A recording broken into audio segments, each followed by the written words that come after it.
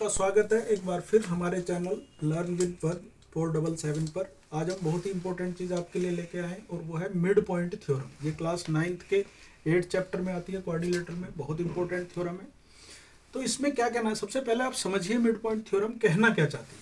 Mid point theorem आपसे कहना चाहती है कि एक आप कोई भी ट्राइंगल लें और उस ट्राइंगल की एक साइड का मिड पॉइंट लें, दूसरी साइड का मिड पॉइंट लें और दोनों को ज्वाइन करते हुए जो आप लाइन बनाएंगे वो तीसरी साइड के एग्जैक्टली पैरेलल होगी और हाफ होगी। ये बात आज हम प्रूव करके दिखाएंगे आपको।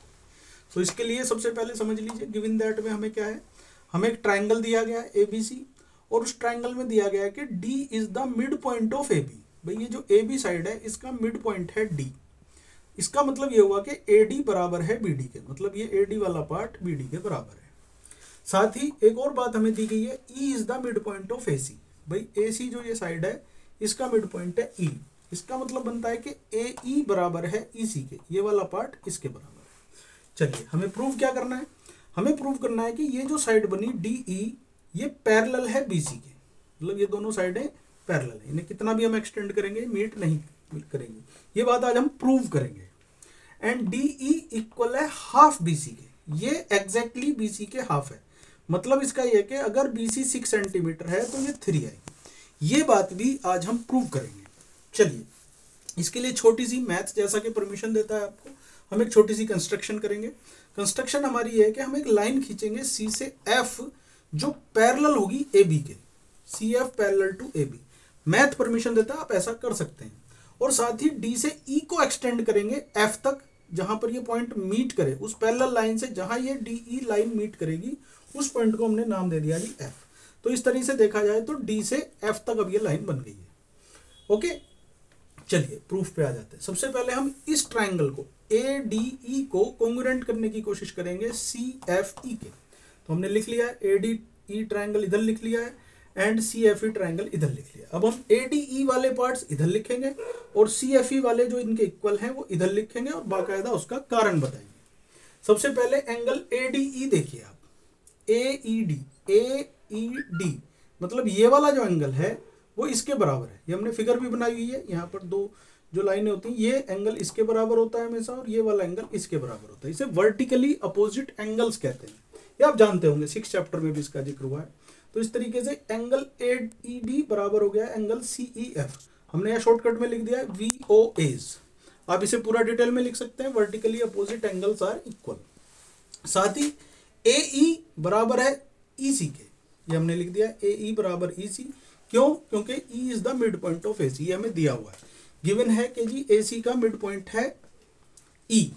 चलिए एक और चीज आप यहां देखिए, अगर ये लाइन इसके पैरेलल है तो हमने Z बनाया हुआ है। Z में क्या होता है कि ये लाइन अगर इसके पैरेलल है तो ये वाला एंगल हमेशा इसके इक्वल होता है। इसे ऑल्टरनेट इंटीरियर एंगल्स कहा जाता है। तो इस तरीके से देखेंगे, एंगल DAE इक्वल है एंगल FCE के। एंगल DAE मतलब ये वाला एंगल FCE हमने लिखा हुआ भी है, ये वाला एंगल इसके बराबर है। तो इस तरीके से ऑल्टरनेट इंटीरियर एंगल्स हैं और AB पैरेलल है CF के। ठीक है जी। अब आप ध्यान से देखिए, ये एक एंगल का नाम है AED, ये AE साइड का नाम है और एंगल DAE ये भी एक एंगल का नाम है। तो इस तरह से आप फिगर में देखेंगे, एंगल साइड एंगल।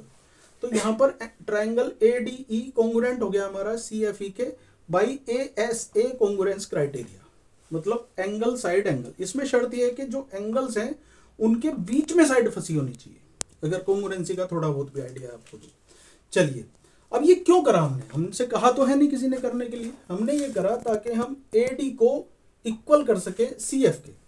भाई AD जो है ये इक्वल हो गया, ये एंगल हमने इसके इस्तेमाल करा है तो इसके अपोजिट जो हुआ इसे कोरोस्पोंडिंग पार्ट कहते हैं। और इधर ये एंगल इसके इक्वल था, इधर इसके अपोजिट साइड और इधर इसके अपोजिट साइड, मतलब AD बराबर हो गया CF के। तो ये बराबर हो गया जी AD CF के। इसका यूज होगा अभी समझ आ जाएगा क्यों करा हमने। साथ ही DE इक्वल है EF के। D से E देखिए आप कहाँ है DE, क्योंकि ये एंगल हमने इसके यूज करा है अभी, तो इसके अपोजिट साइड है ये वाली, इसके अपोजिट साइड है ये वाली, तो DE बराबर हो गया EF के।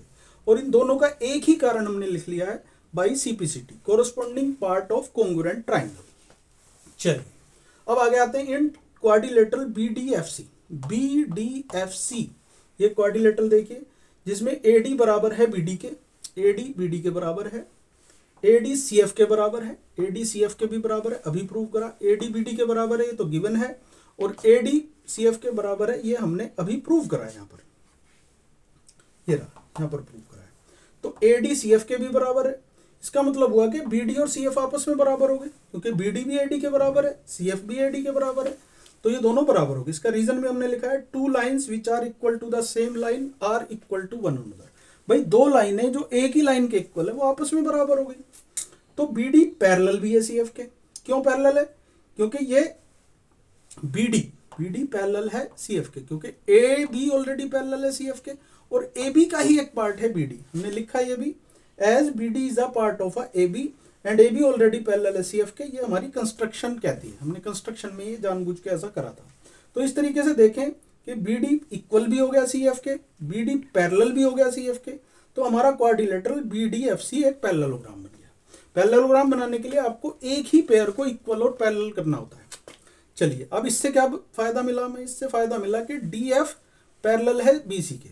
DF देखिए आप, DF BC, अभी हमने BDFC को पैरेललोग्राम बना लिया है, तो पैरेललोग्राम की तो दूसरी अपोजिट साइड भी इक्वल होती है, पैरेलल भी होती है। तो DF पैरेलल है BC के। क्यों? क्योंकि अपोजिट साइड है पैरेललोग्राम की। साथ ही DE भी पैरेलल है BC के, क्योंकि DE DF का ही एक बड़ा पार्ट है, छोटा पार्ट है। तो DE पार्ट हो गया DF का। DE इक्वल भी है BC के, क्योंकि अपोजिट साइड पैरेललोग्राम की इक्वल भी होती है। और DF दो पार्ट से मिलके बना है, DE प्लस EF, तो मिलके BC हो गया। ये हमने यहाँ सिंप्लिसिटी से प्रूव करा था कि DE EF के बराबर है। तो DE प्लस D BC के बराबर हो गया, 2DE BC के बराबर हो गया, और 2 जब हम उधर लेके जाएंगे तो DE इक्वल हो जाएगा हाफ BC के। तो हमने ये दोनों बातें प्रूव कर ली हैं कि DE हाफ है BC के और DE पैरेलल है BC के। ठीक है जी, ये दोनों बातें प्रूव हो गई। इसे अब आप लिख सकते हैं क्वाइट इजीली हेंस प्रूव्ड। आपको हमारी वीडियो कैसी लगी है बताएं।